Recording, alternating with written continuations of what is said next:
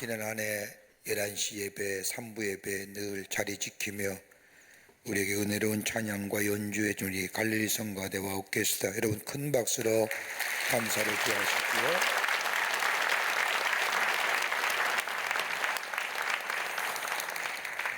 이렇게 박수 치는데 인사 안 하시는 성가대원은 무슨 배짱인지 모르겠습니다.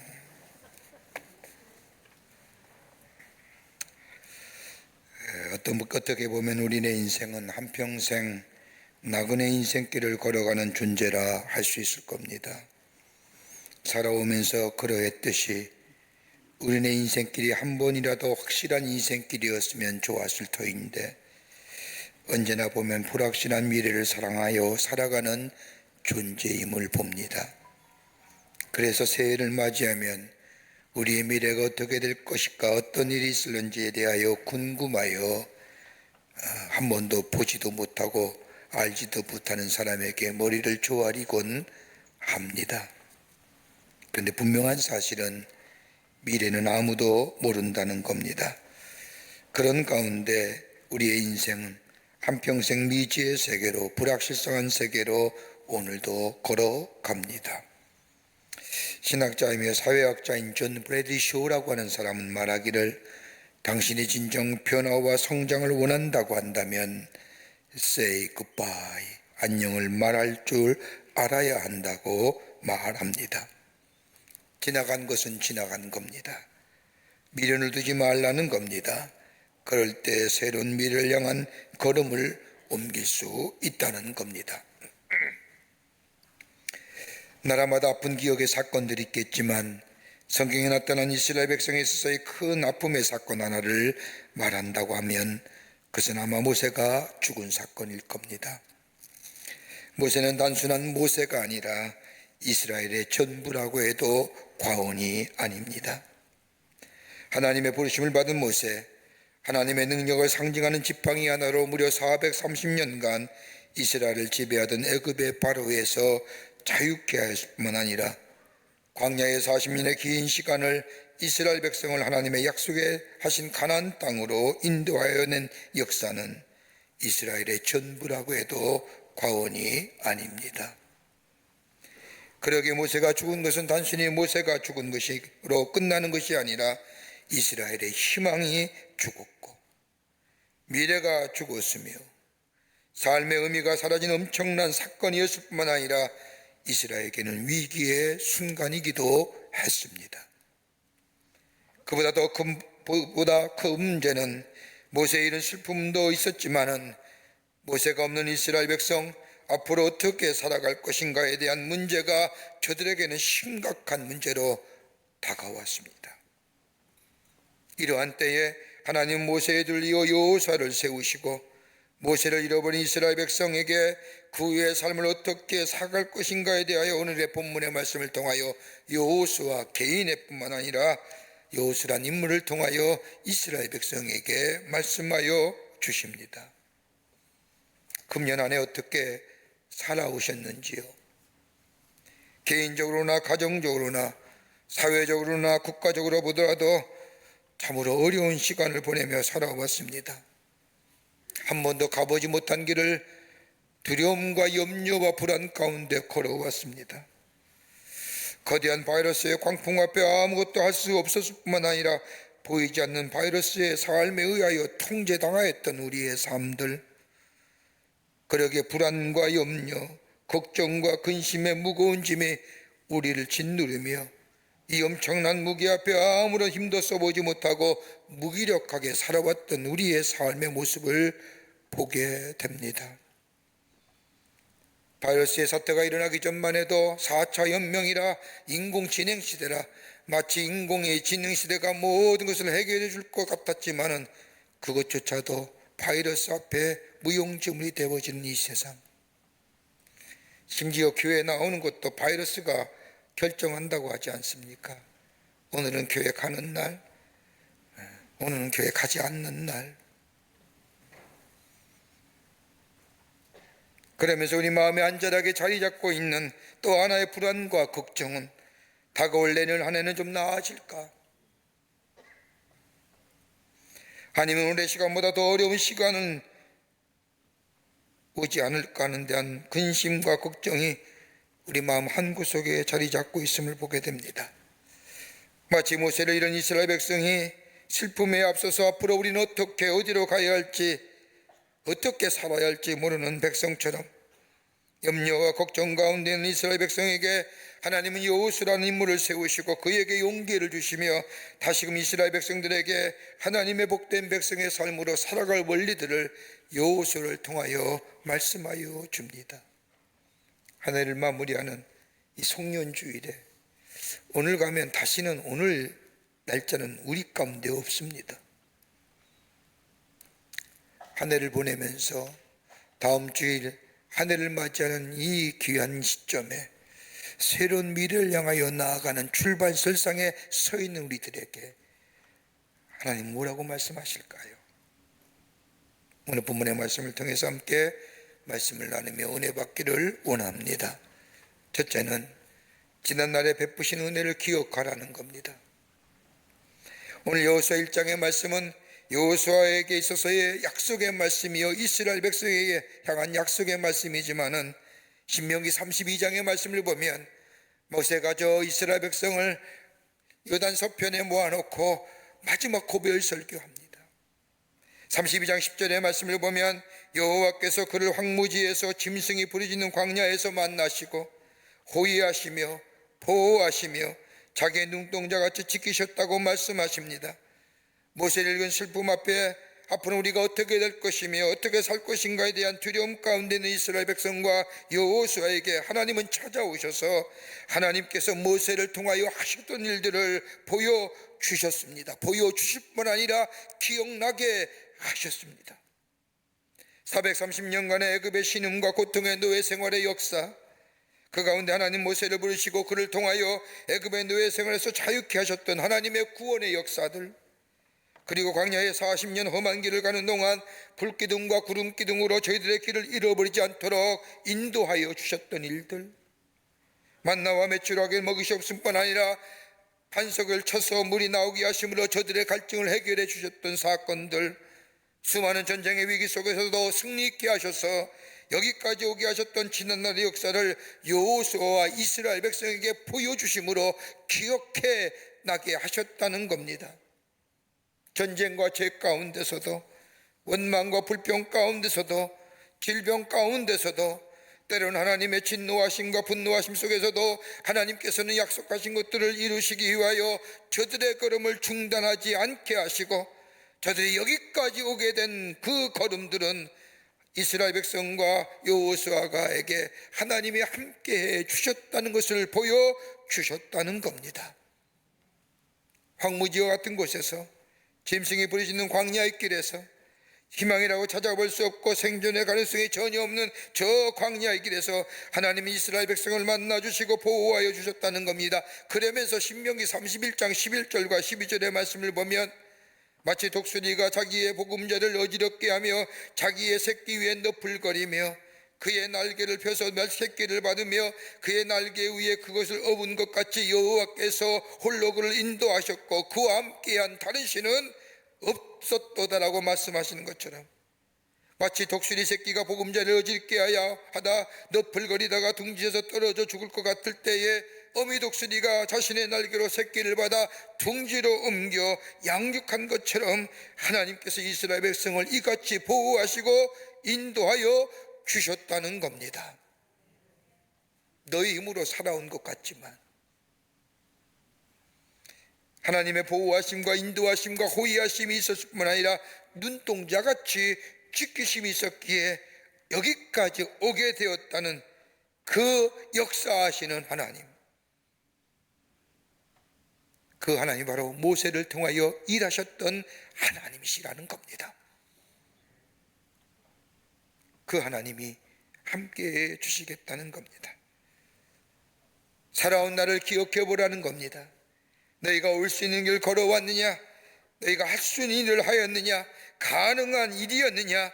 이 모든 것이 가능할 수 있었던 것은 내가 너와 함께 하겠다고 하는 그 약속의 말씀, 내가 너희와 함께 할 때에 가능하겠다고 하는 그 말씀,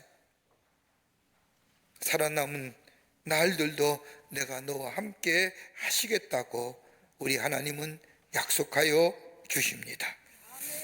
사랑하는 성도 여러분, 오늘 우리가 해야 할 일, 하고 싶은데 하지 못했던 일, 꼭 감당해야 할 일, 그 일 때문에 눌려서 내가 앞으로 어떻게 살아갈까 하는 두려움이 우리 마음 가운데 있을 수 있지만, 그러나 조금만 겸손하게 지난날 우리가 살아온 날들을 돌이켜본다면 우리의 잘된 일들, 우연히 잘된 것이 아니라, 내 능력이 뛰어나서 된 일이 아니라, 내 힘이 있어서 되어진 일도 아니라, 내가 지식이 튀어나서 될 일도 아니라, 무엇인가 보이지 않는 선한 힘이 나를 인도하여 왔다는 것을 고백할 수 있습니다. 그 고백의 끝자락은 다름 아닌 하나님이 나의 삶을 인도하여 주셨습니다. 이 고백에 과거에 하나님께서 인도하신 놀라운 은혜가 다가올 새해 한 해에도 여전히 유효하며, 우리 안에 은혜로 우리의 걸음을 눈동자같이 인도하시고 보호하여 줄 것이라는 것이 우리 안에 있게 될 때에 두려움과 염려를 넘어서서 새로운 미래로 향하여 나아갈 수 있는 새로운 힘의 원동력이 되는 줄 믿습니다. 그러기에 바울은 고린도서 15장 10절의 말씀에 고백한 것처럼 나의 나 된 것은 하나님의 은혜입니다. 이 고백, 오늘 이 성년주일을 하나님 앞에 예배드리며 하나님, 나의 나 된 것은 하나님의 은혜입니다라고 이 고백이 하나님 앞에 올려지게 될 때에 하나님 우리 이 고백을 우리 하나님 기쁘게 받으시고 다가오는 미래에도 그 은혜가 유효하여 우리 안에 인도하시고 보호하여 주시는 놀라운 하나님의 은혜가 있게 될 줄 믿습니다. 두 번째는 너희 안에 두려움을 제거하라는 겁니다. 너희 안에 있는 두려움 제거하라는 겁니다. 오늘 여호수아서 1장 9절의 말씀을 보십시오. 내가 내게 명령한 것이 아니냐? 강하고 담대하라. 두려워하지 말며 놀라지 말라. 내가 어디로 가든지 내 하나님 여호와가 너와 함께 하느니라 하시니라. 하나님은 여호수아에게 모세를 통하여 행하셨던 수많은 일들, 그리고 이스라엘 백성들이 자행했던 죄와 얼룩의 시간들을, 사건들을 그냥 보여주십니다. 여호수님이 모세와 함께 이 사건과 이런 일들을 목격한 사람입니다. 그런데 하나님께서는 모세들을 이어 여호수아를 지목하시어 이스라엘 백성들을 이끌고 가나안 땅에 들어가 하나님의 구속의 역사를 완성하라고 말씀하십니다. 여호수아에게는 감당하기 힘든 일입니다. 그러기에 오늘 성경 말씀을 보면 그 말씀을 들은 이 여호수아, 마음에 심한 두려움과 놀라움이 찾아왔다고 기록합니다. 여호수아의 마음속에 심한 두려움과 놀라움이 찾아왔던 이유는 몇 가지가 있습니다. 그 하나가 뭐냐? 다름 아닌 자신의 연약함 때문입니다. 모세는 애굽에서의 왕궁에서의 40년, 광야에서의 40년 생각하면서 저 왕궁의 리더십도 배웠고 광야의 거친 리더십도 배웠던 사람입니다. 그뿐 아니라 하나님과 대면하여 대화했던 사람이기에 모세에게는 거룩한 담대함이 있었습니다. 그럼에도 불구하고 이스라엘 백성들을 인도하면서 당한 고초와 어려움을 가까이 본 이 여호수아의 마음, 리더십도 있고 저 거룩한 담대함의 소유자인 모세도 이스라엘 백성을 가나안 땅으로 인도하여 갈 때에 저처럼 고통스럽고 아파한 모습, 모세에 비하면 나는 한없이 약하고 연약하고 부족한 사람이, 난 어떻게 이 일을 감당할 수 있을까? 모세의 말 한마디에 이스라엘 백성의 대오를 이루어 저 가나안 땅을 향하여 건너갔던 그 광야의 40년의 길, 내가 말 한마디 한다고 해서 이스라엘 백성의 대오를 형성하여 걸어갈 수 있을까? 수많은 비난과 수많은 조소와 조롱거리 감당할 수 있을까? 그러게 그 두려움이 놀라움으로 찾아왔다. 또 하나 있다고 한다면 이스라엘 백성입니다. 힘들고 어려울 때 함께 격려하고 도울 때 힘을 얻고 용기를 얻는 것인데, 광야 이스라엘 백성들의 모습을 본 40년 동안의 그 이스라엘 백성의 모습, 가는 곳마다, 걸을 때마다, 누울 때마다 입에서 터져나왔던 수많은 원망과 불평한 으로 가득 찬 이스라엘 백성 저들을 이끌고 하나님의 약속의 땅인 가나안 땅에 들어간다는 것, 이거 생각만 해도 힘든 일입니다. 여러분, 나와 함께한 사람이 강하고 담대하면 나 또한 강하고 담대하여 그 일을 할 수 있을 터인데, 나와 함께한 사람에 의해서 맨날 터져나온 소리는 원망과 불평을 쏟아내는 그 사람들과 함께 그 길을 간다는 것 쉬운 일이 아닌 거예요. 그러기에 뭐예요? 두려움이, 그리고 놀라움이 찾아온 겁니다. 우리는 안 그런 거예요. 또 하나 있다고 한다면 남은 과업입니다. 지금까지는 모세의 뒤를 따라가면 되었는데, 이제는 모세를 대신하여 입을 열기만 하면 원망과 불평을 쏟아내저 이스라엘 백성을 이끌고 요단을 건너 난공불락이라고 불리었던 여리고성을 넘어서 가나안의 정복을 나선다는 것 그 자체가 두려움입니다. 여리고성은 난공불락의 요새일 뿐만 아니라 철기 문명의 영향으로 철을 만든 무기들이 있었던 곳이고, 당시에는 생각할 수 없었던 철로 만든 전차를 가진 저 가나안 사람들과 함께 정복 전쟁을 통하여 하나님의 구속의 사업을 완성해야 된다는 이 사실에 이 여호수아의 마음엔 두려움과 놀라움이 찾아왔다는 겁니다. 그러기에 한 걸음 한 걸음 떼기가 쉽지 않았던 겁니다. 하나님의 명령을 들은 말씀을 듣는 여호수아가 저 자신의 장막에 꼼짝 않고 있었던 이유도 여기 있는 겁니다. 내가 어떻게 하지? 내가 어떻게 그 일을 감당할 수 있을까? 난 못해. 난 할 수 없어. 하나님이 아무리 날 불러주신다고 해도.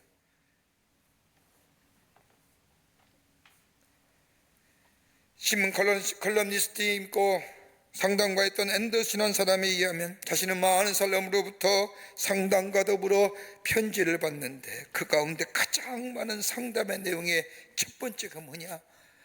내면에 있는 두려움이에요. 보이지 않는 두려움으로 인하여 고통을 당하고 있다는 겁니다. 여러분, 인간은 태어나면서 가지고 태어나는 세 가지의 두려움이 있다고 합니다. 하나는 뭐냐? 추락에 대한 두려움입니다. 떨어질까?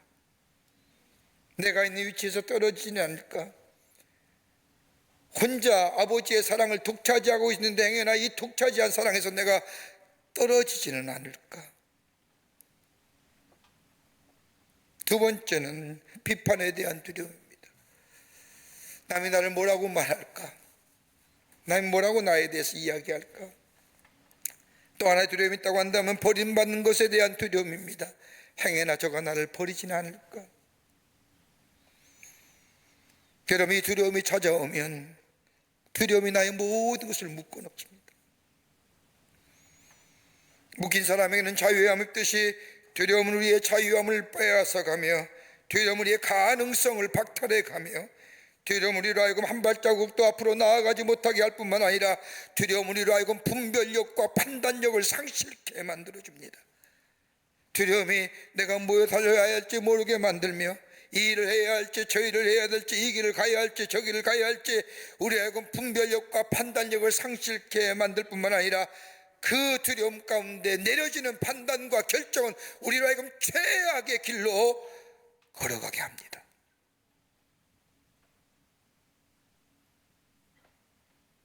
이걸 가리켜서 퇴행현상이라고 얘기합니다. 병리적 현상이지요. 두려움이 오면 옛 것을 그리워한다는, 어린아이로 돌아간다는, 퇴행한다는 거예요.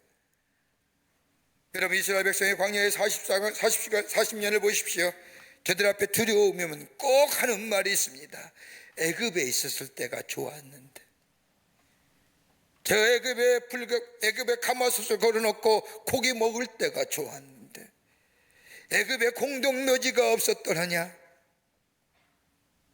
여러분, 퇴행현상은 미래가 불투명할 때 우리 가운데 나타나는 병리적 현상이요. 더 하나 있다고 한다면 지금의 자리에 지금의 만족감이 없을 때에 퇴행한다는 것, 뒤로 물러서 옛것을 그리워하는 겁니다.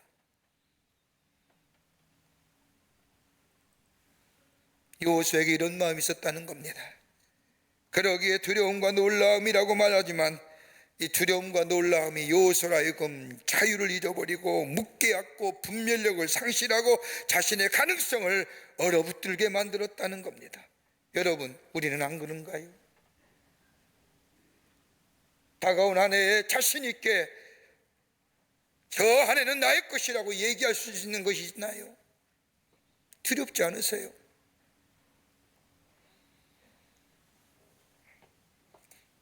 이러한 때 하나님은 여호수아에게 말씀하시지요. 오늘 1장 9절의 말씀에 보면 내가 내게 명령하였노라고 말씀하십니다. 내가 내게 명령하였다고 하는 것은 명령한 사람이 책임지겠다는 겁니다. 그리고 이어서 나오는 말씀이 내가 너와 함께 하겠고 너를 도와주겠노라고 말씀하십니다. 모세와 함께 했던 것처럼 내가 너와 함께 하겠고, 과거에 함께 했던 것처럼 지금도 내가 너와 함께 하겠다고 말씀하십니다. 그런 거로 두려워하지 말라, 놀라지 말라. 내가 너와 함께하니 너를 당할 자가 없으리라. 전능하신 하나님이 너와 함께하여 너를 능하게 하고 강하게 하고 담대할 것이니 도와줄 것이니 두려워 떨지 말고 용기 있게 앞으로 나아가라 하십니다. 여러분, 이스라엘 백성에서의 가장 축복된 말이 뭘까요? 그 어떤 말보다도 가장 이스라엘 백성의 축복된 말은 하나님이 우리와 함께 하신다는 말입니다. 다른 건 몰라도 이스라엘 백성에게 하나님이 지금 우리와 함께 하신다는 이 말씀 한마디가 저 조그만 나라이지만 강력한 힘을 가진 아랍의 나라 사이에서 살아남게 할 뿐만 아니라 적은 인구의 나라이지만 전 세계에 영향을 미치는 나라와 백성이 되게 한 원동력이 되었습니다. 하나님이 우리와 함께 하십니다. 여러분, 가장 반대로 이스라엘 백성의 저주스러운 말은 뭘까요? 하나님의 영광이 떠났다는 말입니다. 엘리의 아들인 홈니와 비느하스가 저 블레셋과의 전쟁에 나아가 여호와의 복궤를 빼앗기고 죽게 될 때에 엘리의 제사장의 둘째 며느리가 산고를 겪다가 죽습니다. 아기를 낳다 죽는 거예요. 그때 이 둘째 며느리가 외쳤던 소리가 뭐냐? 아가봇 이사고. 아가봇이란 뜻은 하나님의 영광이 떠났다는 겁니다. 나라가 명하였기에 하나님의 영광이 떠난 것이 아니라 하나님의 영광이 이스라엘에게서 떠났기에 이스라엘이 망했다는 겁니다. 여호수아의 두려움과 놀라움은 그의 마음에 찾아왔지만 내가 너와 함께 하겠다, 내가 너를 도와주겠다고 하는 하나님의 언약의 말씀을 붙잡고 여호와서는 그 깊은 마음 곳에 자리잡고 있는 두려움과 놀라움을 넘어서서 이스라엘 백성을 이끌고 저 하나님의 구속의 완성인 가나안 땅을 향해 나아간 것을 보게 됩니다. 오늘도 우리 주님 말씀하십니다. 내가 너와 함께 하겠노라. 내가 너를 도와주리라. 이 말씀 믿고 나아갈 때 우리의 길은 복된 길이요, 두려움과 놀라움을 넘어서는 길이요, 하나님의 약속이 우리 가운데 이루어지는 놀라운 축복된 걸음이 될 줄 믿습니다. 이사야 41장 10절 말씀을 보면 두려워하지 말라, 내가 너와 함께함이라. 놀라지 말라, 나는 내 하나님이 됨이라. 내가 너를 굳세게 하리라. 참으로 너를 도와주리라. 참으로 나의 의로운 오른손으로 너를 붙들어 주리라. 내일이 어떨지는 몰라도 하나님이 나를 도와주십니다. 보호해 주시며 함께 하신다는 이 약속의 말씀을 믿음으로 아멘이라고 받아들이고 앞으로 나아갈 때 우리의 걸음은 힘찬 걸음이 될 뿐만 아니라 우리의 미래는 복된 미래가로 열려지는 놀라운 은혜가 있게 될 줄 믿습니다. 끝으로 하나님의 약속의 말씀을 믿고 순종하라는 겁니다. 하나님의 약속의 말씀을 믿고 순종하세요. 오늘 1장 7절과 8절의 말씀을 보면 오직 강하고 극히 담대하여 나의 종 모세가 내게 명령한 그 율법을 다 지켜 행하고 우로나 좌로나 치우치지 말라. 그리하면 어디로 가든지 형통하리니 이 율법책을 내 입에서 떠나지 말게 하며 주야로 그것을 묵상하여 그 안에 기록한 대로 다 지켜 행하라. 그리하면 내 길이 평탄하게 될 것이며 내가 형통하리라. 하나님의 말씀을 믿고 순종하며 나아가라는 겁니다. 앞으로 나아갈 때 수많은 선택과 결정의 시간이 내 앞에 있을 터인데 그때마다 하나님이 내게 한 말씀을 기억하며 믿고 순종하며 선택하고 결정해 나가라는 겁니다. 그럴 때에 너로 승리케 해 주시겠다는 겁니다. 여러분, 한 해가 마무리하면서 다가올 새로운 한 해 여러분의 바람과 소원이 무엇입니까?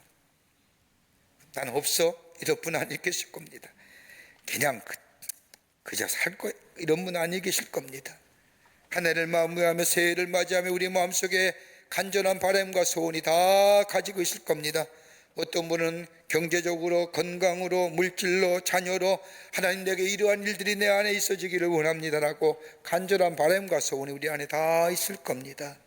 근데 여러분, 그걸 한마디로 어떻게 정의할 수 있을까요? 다름이 아니라 성경의 말씀대로 한다면 형통한 길과 평탄한 길 아닐까요? 평탄한 길과 형통한 길. 여러분, 평탄한 길이 어떤 길일까요? 길에는 여러 종류가 있습니다. 넓은 길, 좁은 길, 울퉁불퉁한 길, 확 트인 길, 아름답고 이쁜 길, 여러 종류의 길이 있습니다. 세상적인 관점으로 이해하고 말한다면 사회적으로나 가정적으로나 아니면 물질적으로나 건강적으로나 자녀들이나 아무런 문제 없이 평안한 길이 평탄한 길일 겁니다. 그런데 성경은 이 평탄한 길에 관하여 다른 관점으로 말씀하십니다.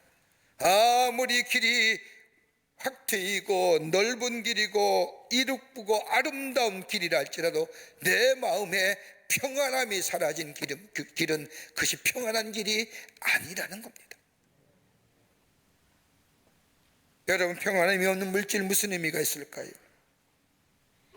여러분, 마음이 불편해도 물질만 많이 있으면 됐다, 이거는요 아닙니다. 여러분, 높은 지에 올라간들 우리 마음에 평안함이 없으면 그 무슨 의미가 있을까요? 많은 지식을 가지고 있다 할지라도 내 마음에 평안함이 없는 지식 무슨 의미가 있을까요? 내 마음이 두렵고 불안한데 그것이 무슨 평탄한 길입니까? 마음의 평안함이 사라지면 그 어떤 것을 갖다 준다 할 때도 의미가 없습니다. 그런데 우리 마음에 평안함을 가져다 주는 것 무엇일까요? 하나님의 말씀입니다. 하나님의 말씀이 우리의 모든 문제를 해결해 줍니다. 여러분, 인간에 있어서의 불안함과 그리고 절망과 그리고 어두움을 가져다는 가장 근본적인 문제가 뭘까요? 다름 아닌 죄의 문제입니다. 그런데 이 죄의 문제를 해결할 것은 그 어떤 것이 아니라 예수 그리스도의 복음만이 우리의 죄의 문제를 해결할 뿐 아니라 우리의 마음에 평안함을 가져다 줍니다. 평안함을 원하십니까? 하나님의 말씀을 가까이 하십시오. 그때 우리 안에 평안함이 넘쳐납니다. 또 하나, 형통한 길이 어떤 길일까요? 포장이 잘 된 길일까요? 지름길일까요? 직선의 길일까요? 여러분, 형통한 길은 내가 가려고 하는 길이 목적지와 연결되어 온 길이 형통한 길입니다. 내 목적지와 연결되어 있지 않은 길은 결코 형통한 길이 아닙니다. 하나님께서 말씀하시는 형통한 길이란 내가 가려고 하는 그 길이 비록 구불구불 할지라도 둘러가는 길이라 할지라도 하나님이 그 길 갈 수 있도록 힘주시고 인내함 주시고 그 길을 찾을 수 있는 지혜를 주셔서 내가 가고자 하는, 아니 하나님이 원하시는 목적지를 향하여 바르게, 조금 늦게는 늦어지다 할지라도 조금 힘들다 할지라도 인내함을 가지고 그 길을 바르게 찾아가는 길, 목적지에 도달하는 길이 형통한 길이라는 겁니다. 좁은 길 갈 때 겸손함 주시고요, 넓은 길 갈 때 교만하지 않게 하시고요, 평탄한 길과 형통한 길은 다른 데서 나오는 것이 아니라 하나님의 말씀에 순종하게 될 때에 우리에게 열려진다는 겁니다. 여호수아에게 그 말씀하시는 겁니다. 말씀을 떠나지 말고 말씀을 지켜 행하라. 그리하면 내 길이 평탄한 길과 형통한 길이 될 터인데, 이렇게 말씀하시면 하나님이 여호수아와 이스라엘 백성을 향한 배려예요. 오늘도 그 말씀 우리에게 하시는 거예요. 주의 말씀을 듣고 순종할 때에 우리의 길이 평탄함과 더불어 형통함이 있게 됩니다. 한 번쯤은 들어본 이야기일 겁니다. 어떤 사람이 밤길을 가다가 발을 헛디뎌서 낭떠러지에 떨어지다가 쭉 내려가다가 손에 탁 걸리게 탁 잡았는데 나무 뿌리를 잡았습니다. 근데 문제는 깊은 낭떠러지기에 누군가가 도와주지 아니하면 나올 수가 없습니다. 아무리 살려달라고 소리쳐도 밤길이라 도와줄 사람이 아무도 없는 겁니다. 이렇게 되자 이 사람이 하나님을 생각합니다. 평소에 생각하지 않았던 하나님, 이 사람이 생각하게 되면서 살아계신 하나님, 부르짖는 기도에 응답하시기로 약속하신 하나님, 하나님 저 좀 살려주세요. 이렇게 기도하자 하늘에서 음성이 들려옵니다. 내가 너를 도와주리라. 이 음성을 듣자 이 사람은 정말로 하나님이 살아계시는구나. 그러면서 저의 그동안의 믿음 없음을 용서하여 주십시오. 하나님은 정말 신실하신 하나님이심을 제가 믿습니다 라고 고백한 후에, 그런데 하나님 저를 여기서 좀 구하여 주십시오. 하늘에서 음성이 들려오기를 내가 너를 구해 주겠노라. 그러면서 곧이어 들려온 하늘의 음성은 지금 내가 잡은 손을 놓아라 하신 거예요. 하늘의 음성을 들은 이 사람 갑자기 얼색이 변하면서 고민하기 시작합니다. 이거 어떻게 잡은 건데? 이거 놔야 돼? 저 아이가 어떻게 저 아래 어떻게 된지 아무것도 모르는데 이거 놓으면 죽을 것 같은데, 하늘에서 계속 음성이 들려옵니다. 무엇하냐? 어서 내 손을 놓아라. 잡은 손을 놓아야만이 내가 너를 도와줄 거 아니냐. 이 사람은 고민하다가 고개를 들어 저 바깥을 향하여 이렇게 외쳤다는 겁니다. 거기 하나님 말고는 다른 사람 없습니까? 웃지요. 우리입니다. 나예요. 여호수아의 말씀을 읽다 보면 승리할 때마다 공통적으로 나오는 말씀 한마디가 있습니다. 승리할 때마다 꼭 하나님의 종 모세에게 명한 대로 여호수아가 순종하였더라.